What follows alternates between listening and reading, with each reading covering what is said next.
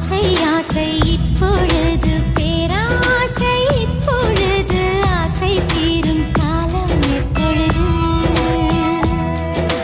கண்ணால் உன்னால் இப்பொழுது காயங்கள் இப்பொழுது காயம் தீரும் காலம் எப்பொழுது